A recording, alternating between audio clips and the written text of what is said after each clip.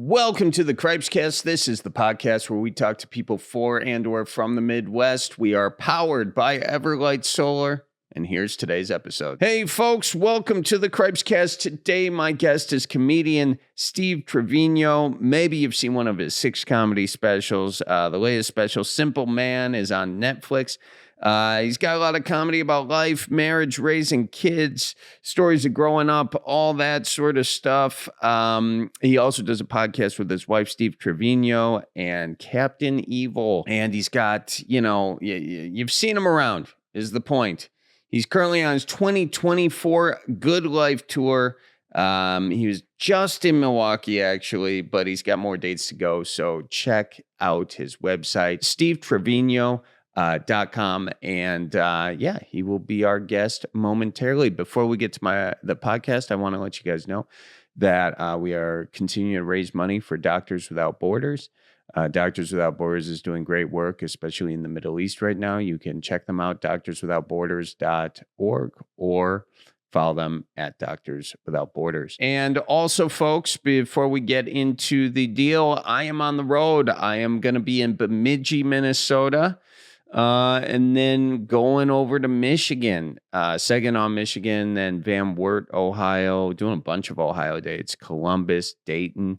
It's going to be a fun time. We're going to be on the road until spring of 2025. So everywhere from Oregon to Texas, and I'm going to get around, guys. Okay, so I love to see you on the road. Come on out, and you can get those tickets, Cripescast.com. Just click on the tour section, or charliebarons.com if you don't know how to spell Cripes. Anyways, without further ado, ladies and gentlemen, here is my conversation with comedian Steve Trevino. Milwaukee, Wisconsin. Yeah, you like Milwaukee? Dude, I love that town, man. It's actually kind of I don't know. There's something blue collar about it, but nice, and I love going to Milwaukee. Yeah, it's definitely Rust Belt town, manufacturing town, all that sort of stuff. That's all pretty present. Where have you played when you come out here? You've done the Pabst or something? I did the Improv and sold that out. So they moved me to the Pabst. We sold that out. So then the Pabst was like, let's put him in the Riverside. And then that's the shirt I'm wearing. Yeah, and then I didn't sell it out. So you find your limit in the city like that. Those are cool green rooms, though. Like especially at the Pabst where they got the video, they got Buck Hunter down there and everything. Dude, I was so impressed. I mean, it was you go down there and you're like, wow, you guys got like a coffee guy, and yeah, you're like, what? This is awesome. But as a performer, and I'm sure you feel the same way. There's just something special about those nostalgic rooms and green rooms and the writing on the wall. And it just feels like real artists have been there. Yeah. Yeah. It does, and then you kind of go from playing those to playing like a high school, Well, what's even worse is like a corporate, right? Oh, when you get there and you're like, well, the tables are 12 feet from the stage, or even worse, they have a dance floor laid out, and then you got to perform on the stage, and then they just went through some like bull crap award ceremony for Employee of the Month, and then they're like, hey, go up, and I'm like, dude, I was a star last week. I was at the Pabst with the coffee, you know what I mean? Like, it's just it's what you're describing is it's just scary accurate. That was the exact same gig I did like 2 weeks ago. But why? I don't know why they put the tables so far back. But like in comedy, I guess for us it's intuitive, but for other people, they don't know that you want like people on top of people creates a good energy.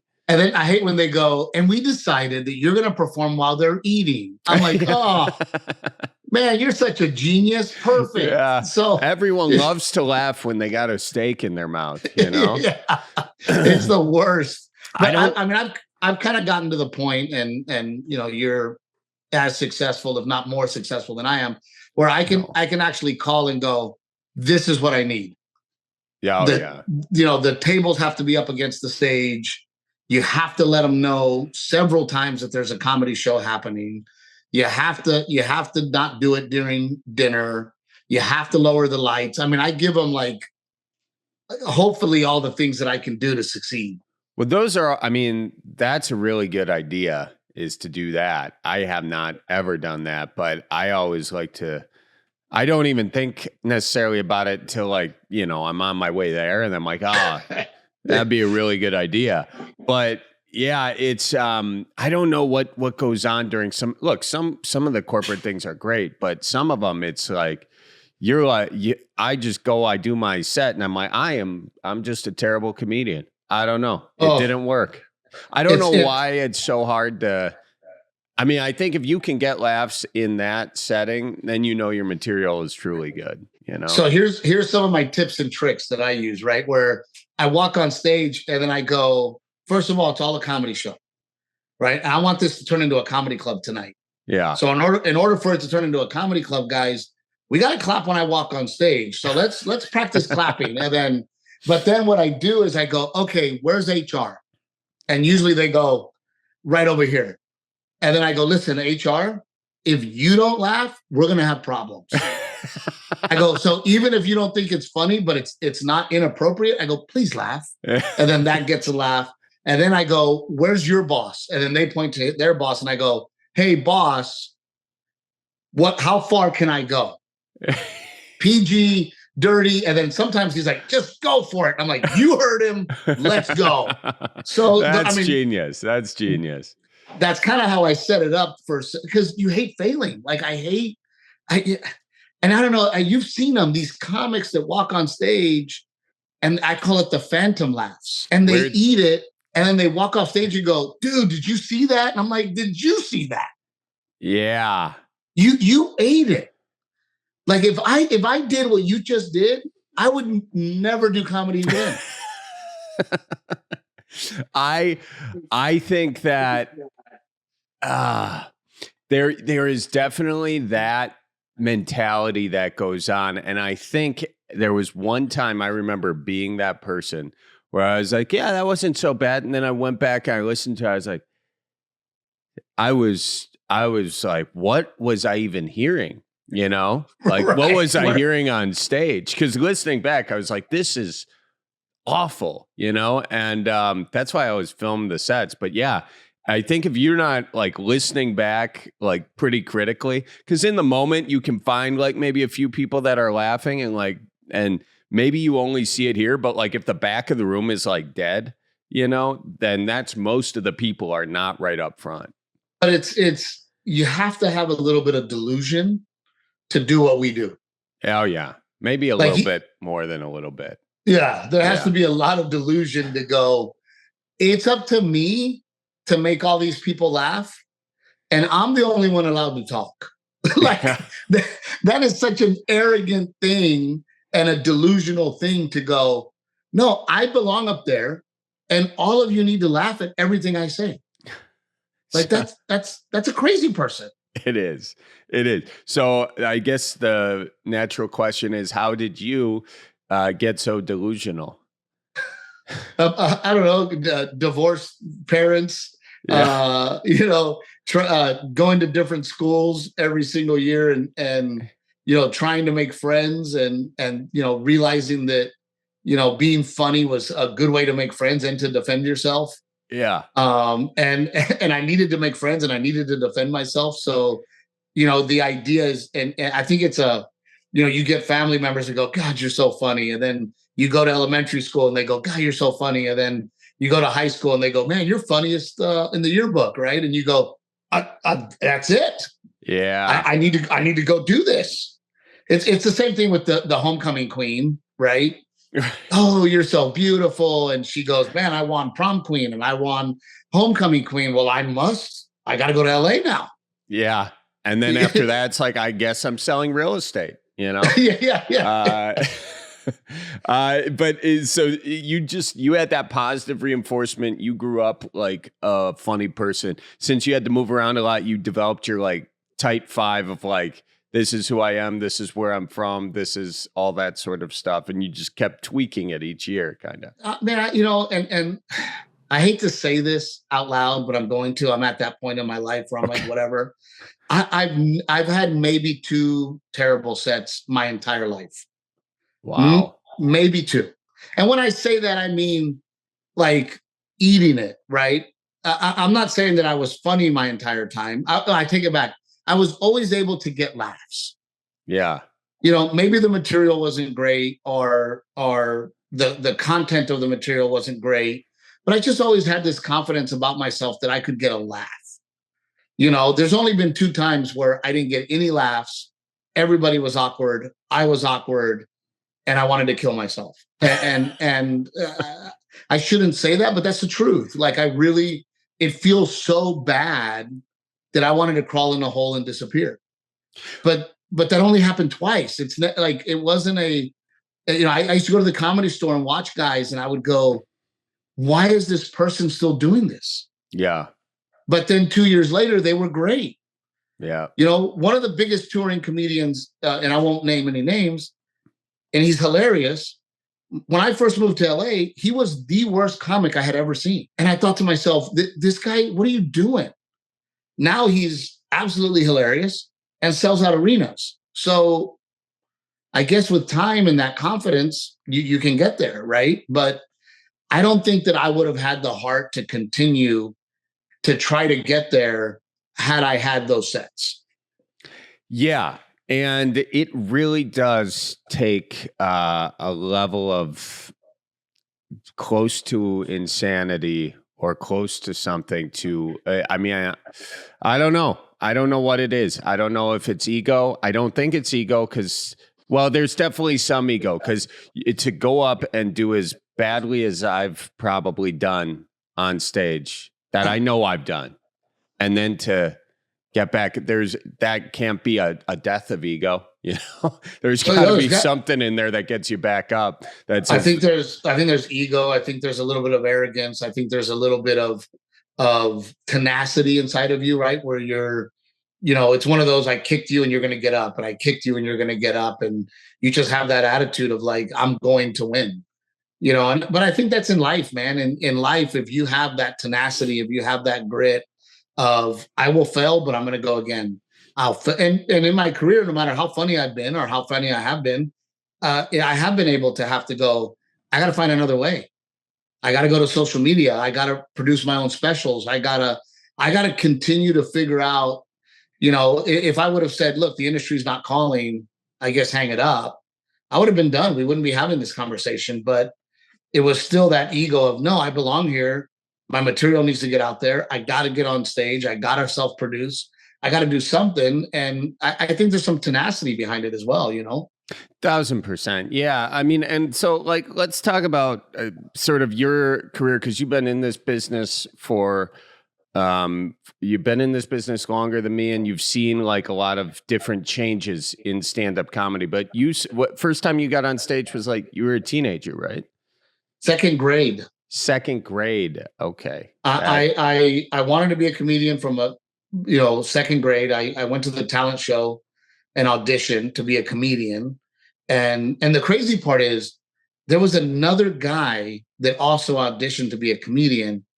I'd love to see that guy. And I would love to talk to him and go, what are you doing now?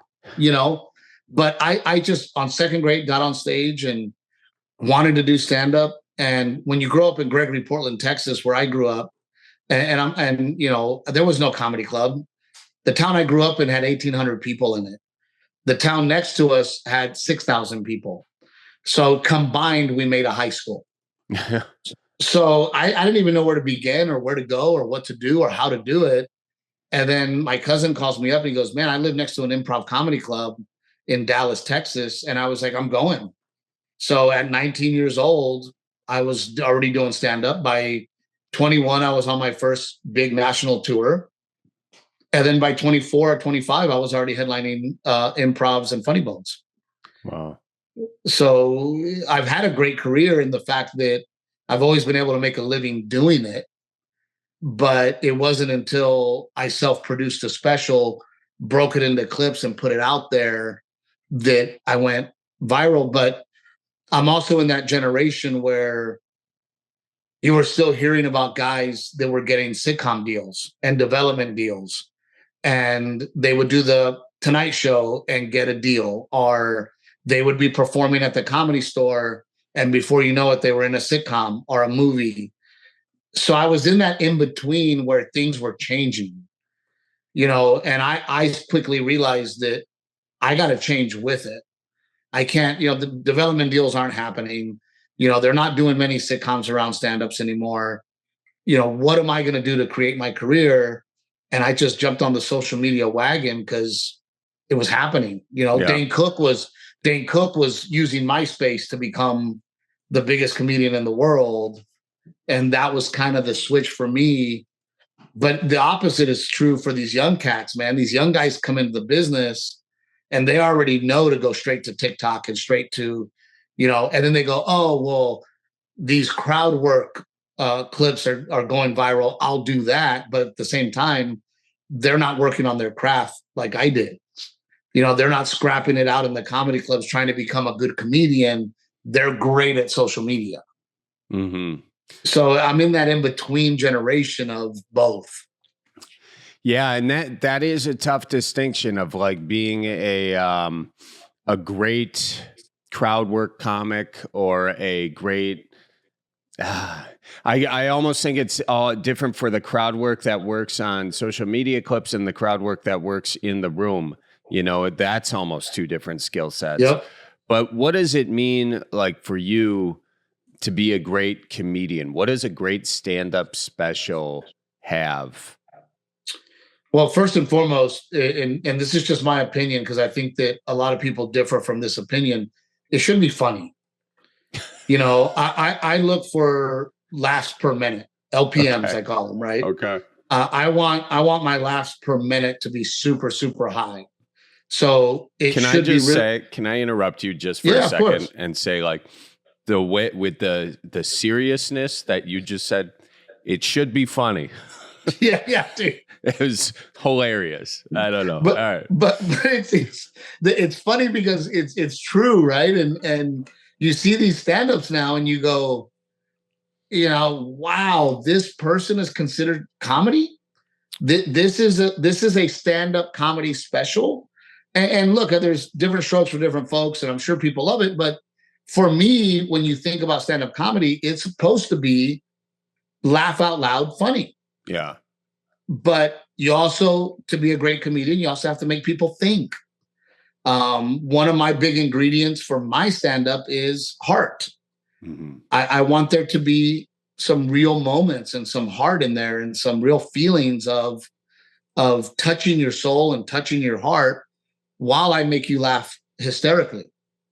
So that's the well-crafted stories and well-crafted jokes, and also bringing in the emotion and getting people to feel what you're talking about and that touch them, if you will, in a way that just telling a joke does, right? So for me, a good stand-up should be able to be hilariously funny while delivering a message, while also making sure that you are writing and making people think.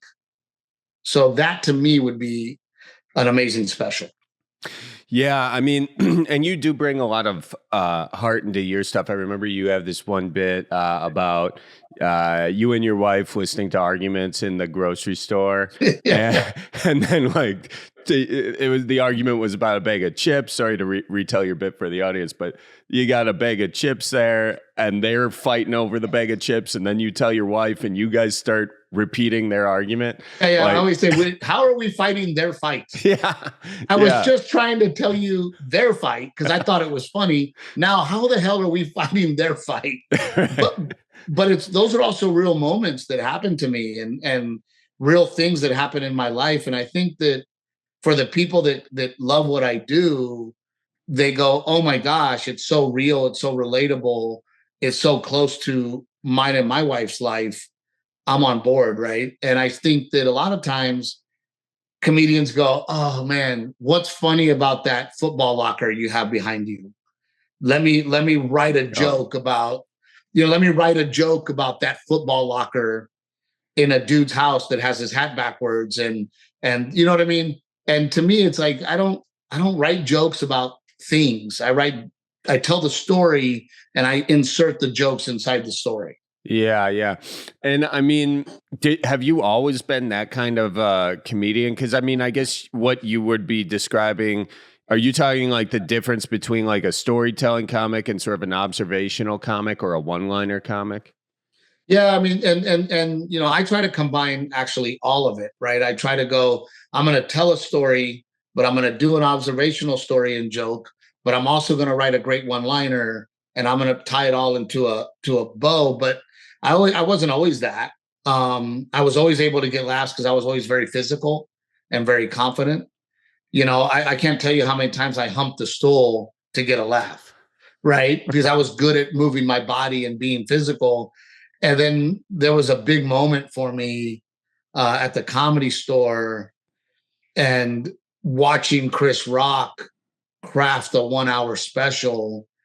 He sits on the stool with a notepad at midnight at the Comedy Store in front of 15 people, and he'll just read the premise and the joke, and then he'll look at the audience.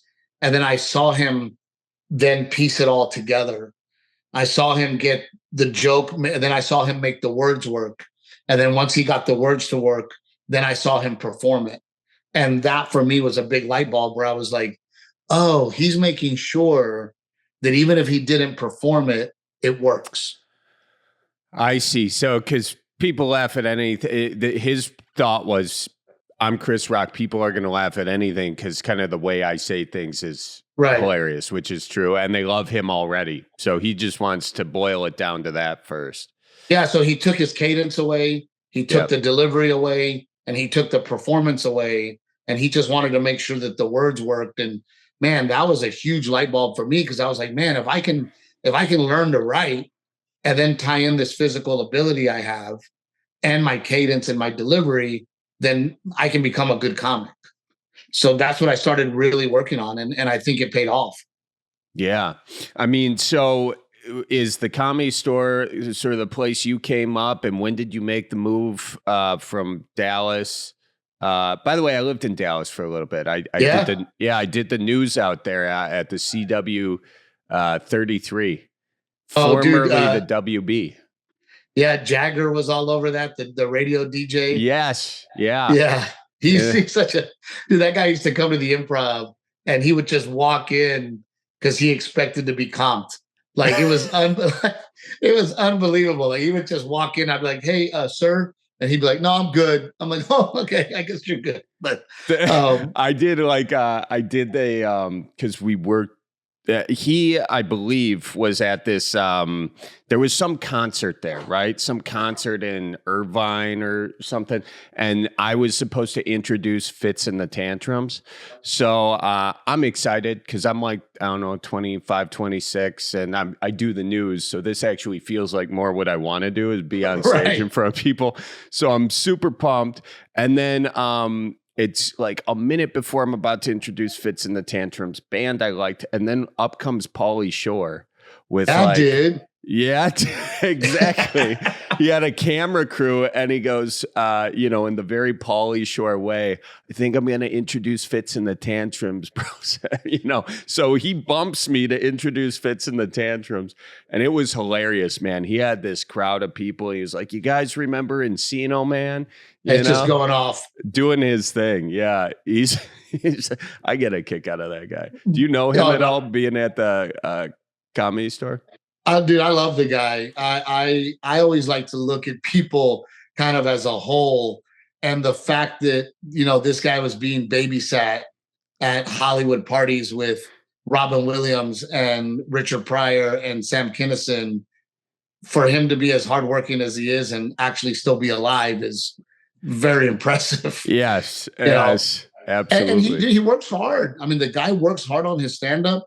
He works hard on his bookings. He's a very hardworking guy. And people just look at him as this doofus weasel guy.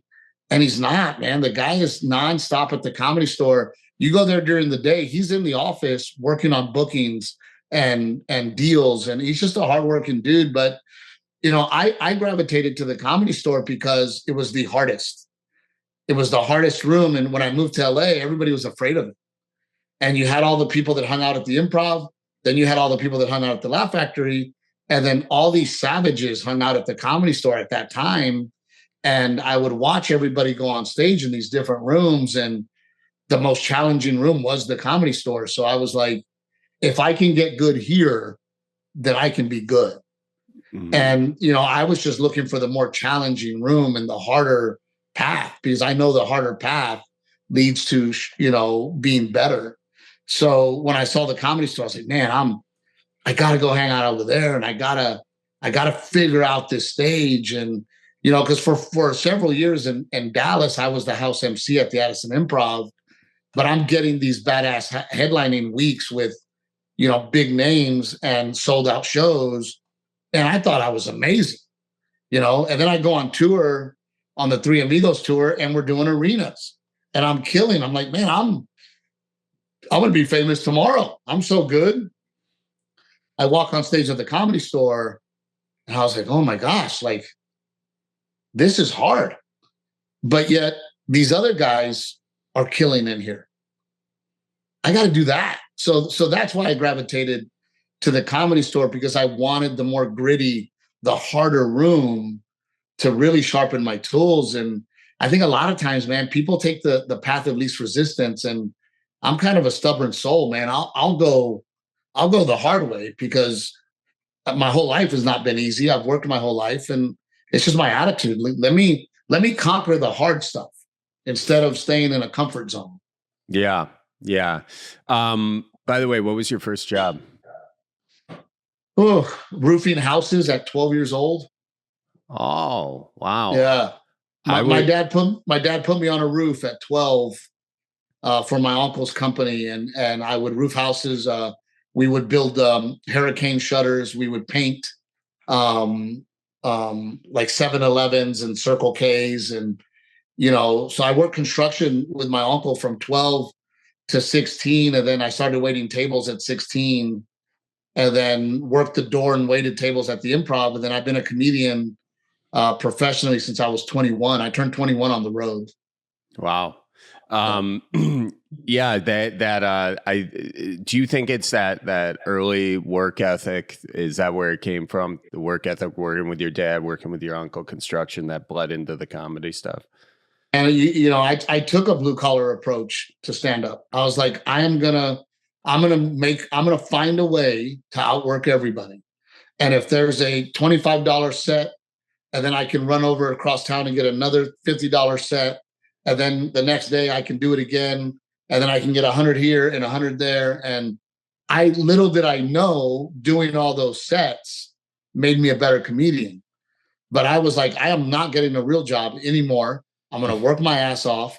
If I have to go make $25 over here and 50 over here and 75 over here, I'm going to go get it. And I just had that attitude. But man, 1000%. And when you grow up in Gregory, Portland, Texas, around a bunch of farmers, pipe fitters, welders, refinery workers, I mean, I'm country. I wear cowboy boots. I grew up, going country dancing and two-stepping and getting in fist fights and hunting and fishing. And I mean, you don't get any more country than the way I grew up.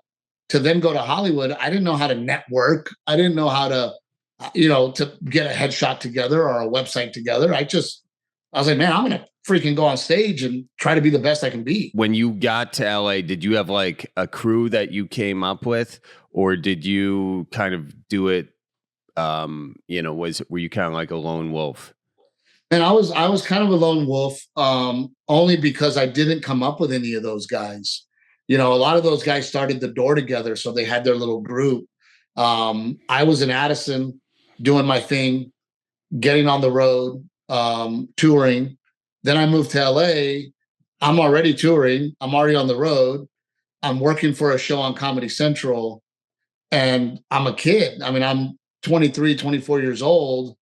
Everybody else my age was still working the door, doing their 7 minutes at the comedy clubs. And here I had already been on tour, already headlining Improvs and Funny Bones, already on a show on Comedy Central. So, I was kind of on my own. And I've always been kind of and I mean, it's terrible to say, but I never really got along with anybody out there. I never meshed with anybody. That kind of makes sense. I was not them. I wore cowboy boots. I drove a 1978 K5 Blazer. Oh, I worked on my own car. I just wasn't them. Does that make sense? It makes a lot of sense. And I mean, I've been in LA myself, and coming from Wisconsin, not the same kind of upbringing as you, but I started working at 12 myself as a caddy. Much more cushy job than the roofing. By a long shot. A little more white. Yes. Oh, yeah. Yeah. You go out to those things. But I mean, I did a bunch of different jobs, caddying, lawns. I was a bike mechanic, all that. Auntie Anne's pretzel roller. I had a high turnover in my jobs. But I think the thing that you get when you start working that early is sort of like so many moments of work. I don't know what kind of a worker you were, but for me, I was like, I could not stand work, like the time I was spending to get the money I was getting. And I think when I had just the sense of an opportunity to make money doing something I kind of liked, I just held on super tight, And it seems like maybe there's a similar thing with you of like, I'm not going back to that kind of a thing. I mean, at one point, when I was dating my wife, she goes, "You got to go get a job." She goes, we're not making it. And I go, I can go work at Target, or I can go wait tables, or I can make $1,500 telling jokes for a weekend. I just got to get more of those. Right. So let me work on it, and it ultimately it worked out. But yeah, I mean, I just never meshed with those guys in LA, and I'm friends with them, and we all know each other, and I say hello. But I used to look at them and go, I don't name any names because I love comedians, and there's a comedian for everybody. So I don't ever say anything negative about comedians. But I would look at some of these guys and go, I don't want to be you. I don't want to be 45 years old, standing at the Comedy Store every night till 3 a.m. Mm-hmm. I want a wife. I want kids. I want to wake up with my kids and take them to school. I want to coach Little League. I want to be involved. I have there's nothing inside of me that feels like I have to go to, I live here in Texas. I don't have to go to the mothership to hang out. Right. It's not in me. And I used to watch these guys and go, number one, you have a career, you have all the money in the world. I'm at the Comedy Store because I have to be, and I have to be seen, and I have to get better. But you have a career. I also know you have a wife and kids. Why are you here on a Tuesday till 3 o'clock in the morning? Probably because he's got a wife and kids. Yeah. No, but I get it, right? But I love my wife and kids, and I want to wake up in the morning. So I was just cut from a different cloth. I have a life. I live a normal life. Comedy is not. It doesn't define who I am. You know what I mean? Well, I think beyond that, you can sort of see people who, if you spend all your time doing that, you miss out on the things that, like what you're saying, the coaching Little League bit. You don't have that if you are spending your time in that situation. I think that's a hard thing for comedians to figure out, especially as they get past a certain point, is how do I stay relatable when my life is now very unrelatable? Right. You know what it's like when your helicopter comes to pick you up. You get it. And it's like, no, dude. Yeah, I don't get it. My private jet, like, oh, yeah, that's real freaking relatable, right? Yeah. Well, I just started to admire the Ray Romanos and the Jeff Foxworthys and the Jim Gaffigans and the Larry the Cable guys. And I started looking at these guys and I said, man, these guys have a whole career and I don't see them at the Comedy Store every night. Right. I want to be those guys. Jeff Foxworthy lives in Georgia and has always lived in Georgia and does his church Bible study at a McDonald's on Tuesdays. and raises his kids and is happily married. And I'm like, that's what I want. Yeah. And if you want that, you have to work it into your life, into your career. But like you said, it helps my stand up and it keeps me relatable. Folks, we are powered and presented by Everlight Solar. For those of you who don't know, here at Cripes HQ, we are not only powered by great ideas, but we're powered by the sun.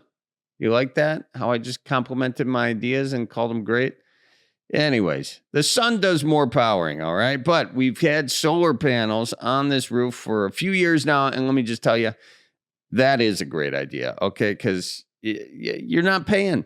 You're not paying, and it's good for the environment. It's good for your bank account. So check them out, everlightsolar.com. Book your free consultation. See how solar energy can work for you. Give it a go. Also, folks, I got to tell you, you keeping your car ready for the change in seasons? That is important. Well, Fleet Farm and Auto Service Center are here to help make sure your car is in top shape year-round. Visit fleetfarm.com to schedule an appointment to get a brand new set of tires put on your car from brands like Goodyear, Cooper, and Michelin. Or if you're worried about your car having the power to start up and get running, they've got a huge selection of batteries. So you'll have no issues finding one perfect deal for your vehicle. You like that? I tried to make that rhyme. Anyway, you're going to get a great deal for your vehicle over there at the Fleet Farm, whether you're a DIY car owner or you need a little help with something under the hood.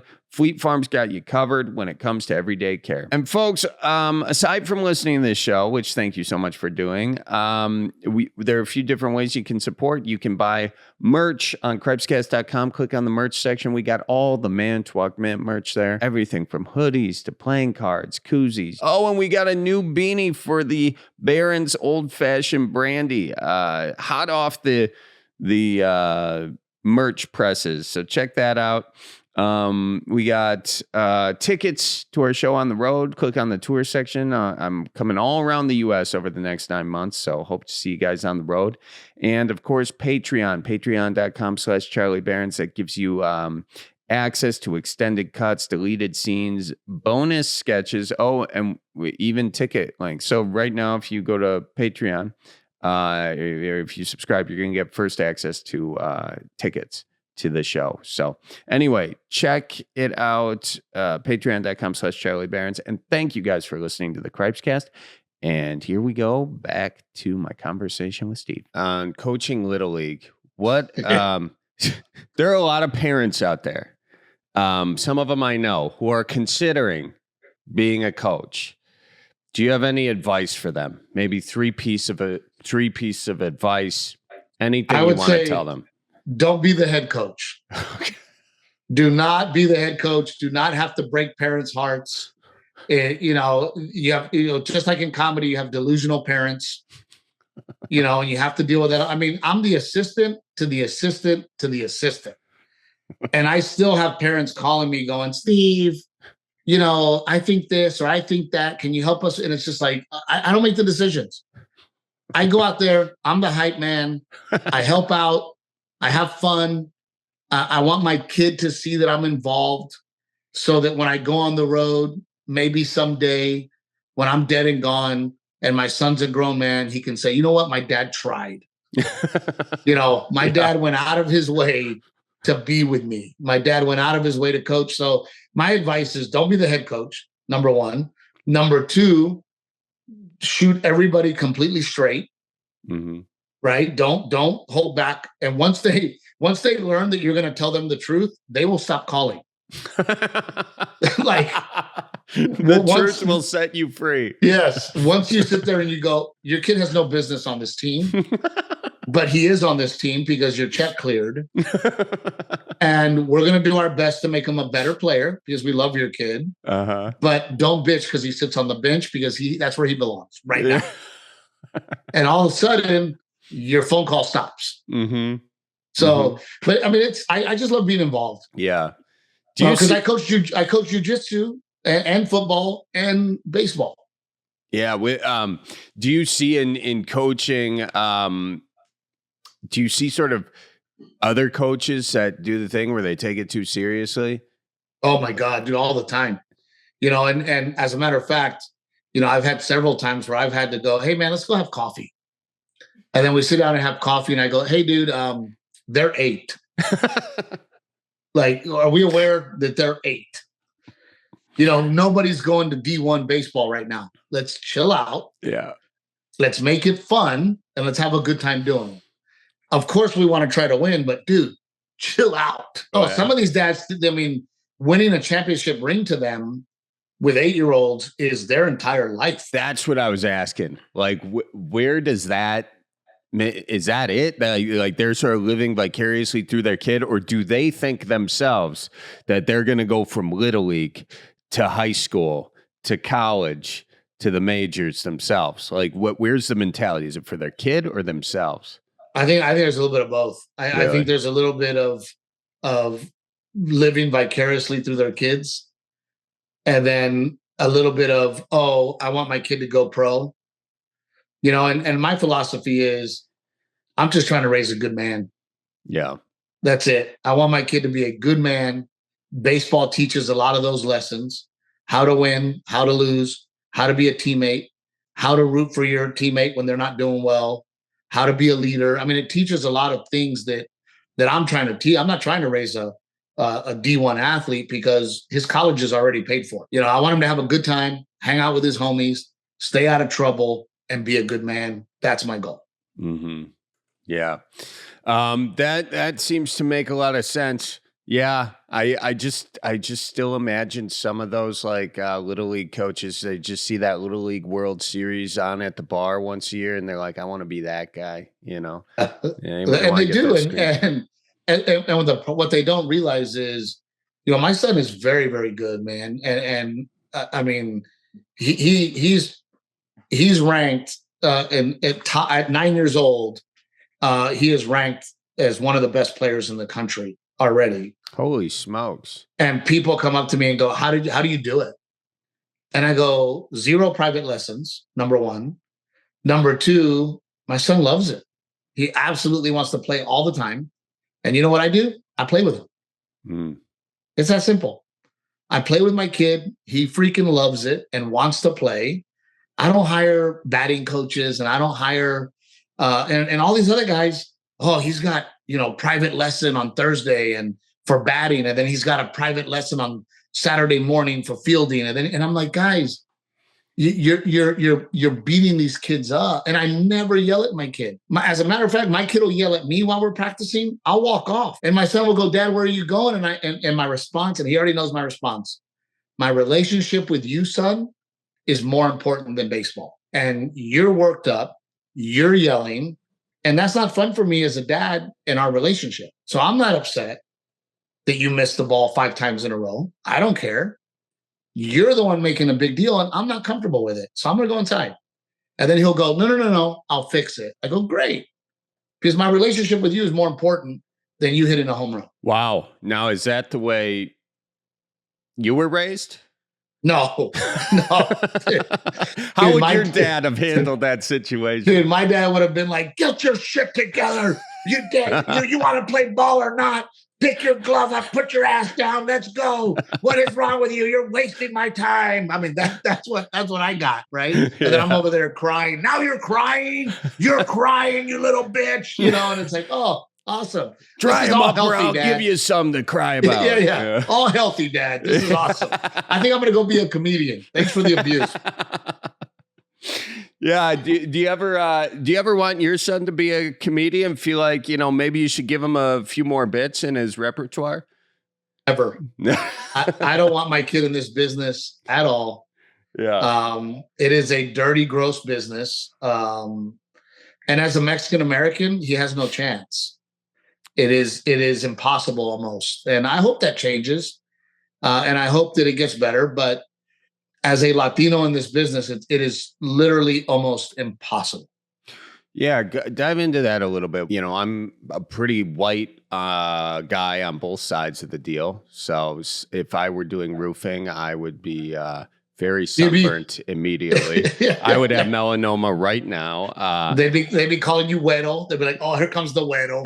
That means white guy. Yeah. So let's play a little game. Yeah. How many truly famous comedians who are of Latin descent have ever hosted SNL? I can't tell you. I don't know. There's zero. In 45 years of SNL, zero Mexican-American comedians have ever hosted SNL. Let's play another game. How many Mexican-American comedians that you know have had a network sitcom? One. Lopez, and then Cristela had one for a season. Yeah, she was a guest. It was just a season, right? Just one season. Okay. Only George Lopez is in sitcom syndication. How many? And now let's get rid of the idea of stand-up comedy, right? How many leading Latino men can you think of? TV show, movies, anything. It's crazy, right? Michael Peña, he works.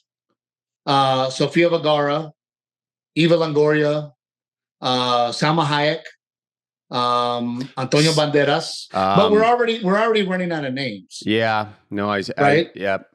So how many Black comedians have hosted SNL? The list goes on forever. Right. How many Black comedians have had TV shows? The list goes on forever. How many Latinos have had HBO specials? 4 in the history of comedy. So when you look at the numbers and you look at the odds of a Mexican-American working in this business, it is slim to none, right? Because like I said, only George Lopez has had a sitcom. I've never even had a sitcom deal. Not even a deal. The funny part is you're going to get a lot of comments. So I'm going to go ahead and answer those comments because people are going to go, oh my God, here we go. He's crying about race. Why don't you just work harder? First of all, I'm not crying about it because I continue to work hard and I continue to succeed, right? I'm simply putting the facts out there, right?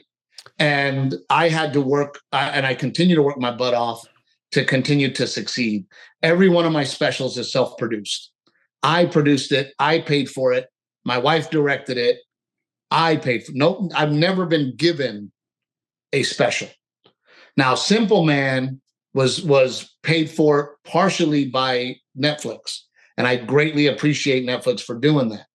But when you look at the scope of being a success as a Latino and a Mexican American in the business, there's just not that many of them. And you don't see that changing at all, you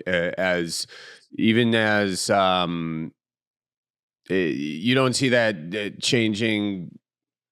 Yeah, I guess you don't see that changing.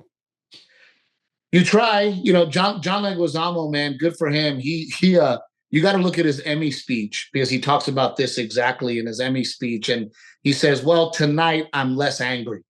He goes, because this is the first Emmys ever to have this many Latinos nominated. So I think Selena Gomez won something for Murderers in the Room or whatever. But John Leguizamo addresses it in his speech. And I hope it changes. And I fight very hard for it to change. And I hope, I'm continuing to press forward to hopefully be that person or part of the people that make things change, So I'm doing what I can and doing my part by doing my podcast with my wife, who is also Mexican American, showing America that we can succeed. My specials have been successful. I sell tickets in Wisconsin. I sell tickets in Boston. I sell tickets in Canada, proving that we can succeed. So hopefully there's somebody or something that can break that barrier to change it, because the bigger issue is that we're always the stereotype. Yeah. Every audition I get is accent, Spanish. Can you do that? And I will say I am starting to get auditions that are just general auditions, which for the first time in my entire career, these past 5 years, I am getting general auditions, but not a lot, right? So, when I started in this business in 1999, nobody had a TV show. And there was only 3 famous Latino stand-up comedians in the world. And that was George Lopez, Paul Rodriguez, and Carlos Mencia. in the world. 3. And that was 1999. So for me to get in the business at 99 thinking, oh man, I got a shot.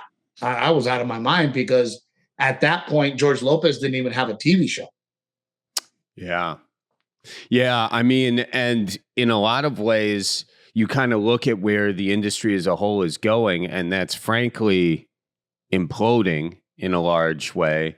And a lot of what's happening is people are following people like you or people like me or whoever.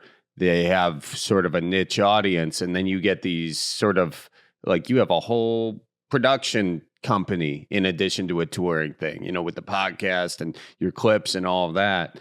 And so you have these audiences that are kind of like, I like this thing, I'm subscribed to this, I guess, or I'm following this. I like this, I'm following that. Do you see that as better than having these networks kind of decide? Or do you wonder if that just fragments us more? Does that bring us more together or fragment us more? I think it brings us more together, you know, because I get to be on social media. I get to put it out there, and then people decide whether they want to be a fan of mine or not. And it doesn't matter race. I'm not a race guy. I mean, my show is white, family. Black, family, you know, I mean, it didn't matter to me. So I think it's bringing us more together because I used to say, hey, I want to do a show in Boston. And they would go, Steve, there's no Mexicans in Boston. We'll set your tour up in the Southwest. So I had to overcome that. And through my career, I keep overcoming the no's, right? So when I first started, they would go, he's funny, but nobody really knows who he is. Okay, I'll make people know who I am. I'll go, right? Then people started to know who I am. And then I'd go into a meeting and they would go, well, you know, you just don't have that many social media followers. Okay, got you. That's your no. I'll go get social media followers. Boom, I get the social media followers. I come back. That's what you told me the no was. You said people didn't know me. Fix that. You told me I needed social media followers. Fix that. Right? So what's the no now? Right? And I go, so give me the next no, because I will continue to give you the yes. Right? When Gabriel Iglesias sells out Dodger Stadium, not once, but twice, and he still has not been invited to host SNL. Yeah, I don't understand that. I don't understand that, but I also think that's why traditional media is dying, imploding. Yeah. Yes, 1,000%. And that goes back to our conversation from earlier, where I told myself, I'm not going to play within the industry standards. Mm-hmm. I'm going to now go into social media. Then another one was, well, Steve, you know, have you had anything go viral? Yeah, I have one clip that has 200 million views. Is that viral enough for you guys? Right. You know what I mean? Yeah. But, you know, it's almost like I feel like it gets to the point of like those people who are saying no. It's just there's less and less a point to keep going back and pitching, you know? And 1,000%. The thing I have doesn't involve anything race. It involves region of Midwest. And I've had people say similar things about you can't do, but you realize that the people you're trying to talk to are everywhere. There are Midwest people everywhere. There are Mexican people everywhere. And what they want is to have that sense of community. And that's what you provide in a lot of ways. You know, one of the biggest things that every football fan knows is the Bears. Yeah, right. The Bears. Yeah, and as a Packers fan, I kind of resent that, but I agree. But you cannot get more Midwest than that SNL bit. Right. But everybody loves it because it's funny. Yeah. It's funny. And it's an insight into the Midwest, right? Just like rap and gangster rap is an insight into that world. Yep. We all want it. I grew up in a country farm town. I related with NWA. I related with the Ghetto Boys and Tupac and Biggie because they were saying something and I was learning about their world. Mm-hmm. So I agree with you. I mean, it's bringing people together versus apart. And that's what I love about what I do is I do sell out when I go to Wisconsin. I just sold out the Chicago Theater Saturday night, downtown Chicago. I'm going to sell out the Wilbur in Boston again. I'm going to sell out in Toronto. So I'm able to do what I do outside of that and continue to go. But there is some insecurity and some hope of some validation from the industry that I still yearn for. Oh, you still do want that. You still yearn for it because you go, at least I want to tell you no. Even, I would love for them to come and go, Steve, we want to pay for a pilot. And I'm going to go, finally. But guess what? No. Because then I have to move back to LA. Then I have to work on a pilot. Then I have to make less money than I would make to go on the road. Yeah. Well, right. I mean, I guess that's what I'm saying. Like to be in the industry at a high level or work on a pilot, you are sacrificing. They're not paying a ton of money for that. So you are sacrificing all that road money to do it. So it's really got to be sort of worth it. And yeah. But I'm also sacrificing being a good husband to my wife and being a good kid to my a good parent to my kids, where, man, I make money podcasting. I make money on the road. And guess what? I get to do it from Texas and I get to come home and I get to be with my family. And I make more money than I do with you guys. But then I have to ask myself, does this then make me sell more tickets? Yeah. Yep. No, and that is a questionable thing because there's just the network numbers are just not there. Not what you can get 200 million, some that everyone dreams of, But and nothing against the Tonight Show, but people go, do you want to do the Tonight Show? And my answer is, yeah, I would love to do the Tonight Show. However, my social media has better ratings than the Tonight Show. Yeah, I know. I mean, and you can doing the Tonight Shows. Yeah, sometimes people won't even be a blip on people's radar or on your Wikipedia. All I'm going to do is take my Tonight Show clip and put it on social media. Right. Exactly. Like, yeah. Hey, dude, thanks for the great clip. Let's put it on social media. It's funny, man. It's funny how quick it's changing. Listen, we're almost at time, but before I let you go, we got a segment here. It's called What Makes You Say Cripes? Now, cripes is kind of like, cripes, what's a pet peeve of yours? What's something you got to get off your chest? I love it. What's something that gives me cripes is people not being on time. Oh, that is the one that, like, if I am, to me, on time is late. You're one of those guys. You have to be early, and I get anxiety and I go crazy, and me and my wife get in huge fights over it, and my poor assistant stresses out over it because I am it's one of those deals where, like, well, Steve, we don't have to be there till 2. It takes 20 minutes to get there. Why are we leaving at 12:55?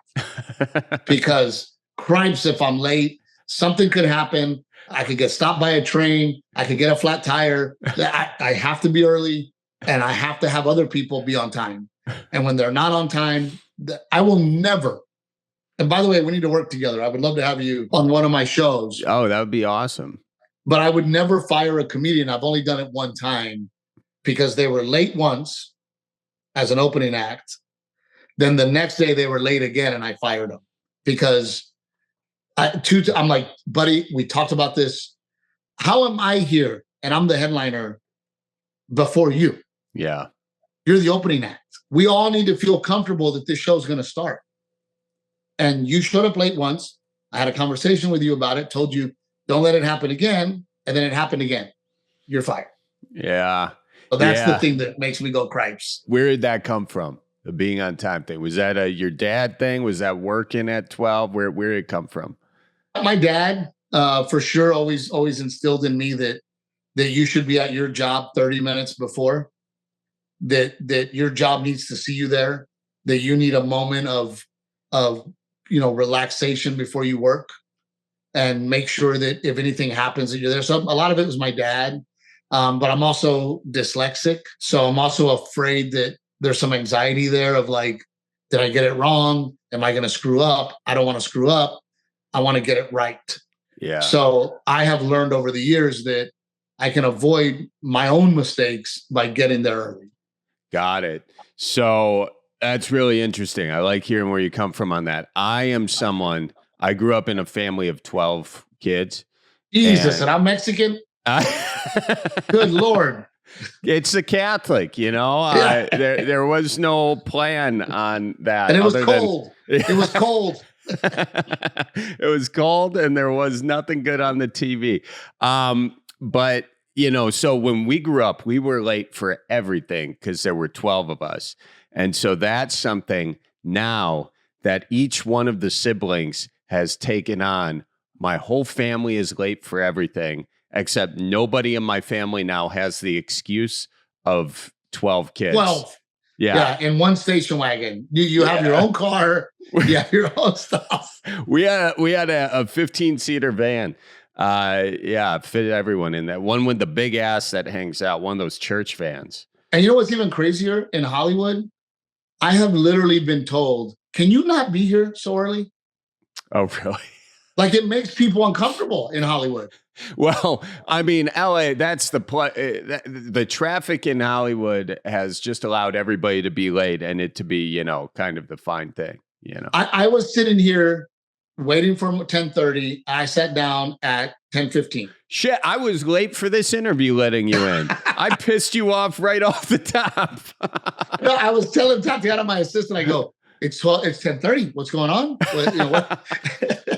But not because I'm upset. It's just because I like to be, prompt. Yeah. I'll also just say this quick. The amount of stress that I've incurred in my life driving places because I'm late and trying to think of like, oh, I'm an ass or whatever. The amount of that stress and probably cortisol that created, the stress hormone, it's probably going to kill me 10 years early. So probably, that's where cancer comes from, bro. Way to go. Thanks for reassuring me. I appreciate that. The only thing that makes me feel good about this is you're probably just as stressed getting there 45 minutes early. So yeah, it does the same thing. It's the same anxiety, right? Where I'm like, oh my God, I can't be there 10 minutes early. What's wrong with me? Something's. I mean, look, at the end of the day, as comics, we're neurotic, we're crazy, we're happy at times, we're super angry at times, we're bitter, it all comes with the territory. Yeah. We are crazy, crazy human beings, but that's what makes us talented and funny. I mean, the neurosis. I mean, there's some comics that their whole thing is their neurosis, and it's hilarious. Right. Because we all feel it. We all get it, Yeah. And I like that about comedy in general is just you can dive into your truth, however unpleasant it is or messed up it is. And in like exploring it, people relate to it and you kind of can release it a little bit and just give someone to. I feel like that's where comics kind of, a lot of comics are not willing to open themselves up and be where they're at, right? And be real. And I think that stifles a lot of careers. I mean, you got guys that are married, but want to get laid on the road. So they're not going to mention their wife and they're not going to mention their kids. And they have a motive behind it. Or they wrote a bit when they were single that was about being single and they never wanted to get rid of it. Right. Where they were like, well, I can't tell people I'm married. This bit's not going to work.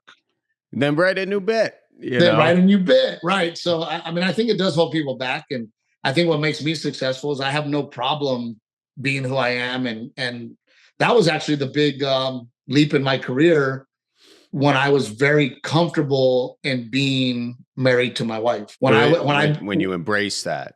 When I embraced it and I said, hey, am I frustrated with my wife? Yes, but God, I love her and I'm not going anywhere. Mm-hmm. And the audience felt it. And before that, it was, God, this guy's really mad at his wife. Yeah. So it changed it, I've seen it in a lot of comics. I've seen comics who are so brash and so aggressive, and then they have kids, and then they take the same aggression, but having the kid just softened it a little bit. And now it's funnier than ever because there's something behind it than just being brash and aggressive. Yeah. It's interesting. I know exactly what you're talking about. Yeah. I know a comic exactly like that. Well, I think that's a great sort of place to kind of wrap it up, but it's diving into yourself to find true thing. That's the most relatable. That's the gold right there. And as a Packers fan, and I want you to be honest, and we can wrap it up. Did Dez Bryant catch that ball? Don't ever ask me to be honest on my own podcast. And yes. Okay. Yes. And during the Lambeau leap, Reggie White never stepped out of bounds. Okay. That's right. I'll go down the rabbit hole and defend. Man, I hope we get to work together. Please, please get my number. Yes. Yes. Really enjoyed this conversation, man. Thank you. All right, guys, that's it for this week. Big thanks to Steve Trevino for coming on the show. You can follow him on Instagram at Texas Trevino. You can follow him everywhere else at Steve Trevino. And you can follow us at Cripescast on all your social media platforms. So anyways, thank you guys. Thanks to Hannah Milos for editing. Thanks to Colleen Maraca for producing. Thanks to all of you for listening. Everybody keep her moving. Watch for deer, and we'll see you next week. So roll out the barrel and get the band brewing. Life's got you down, just keep her moving.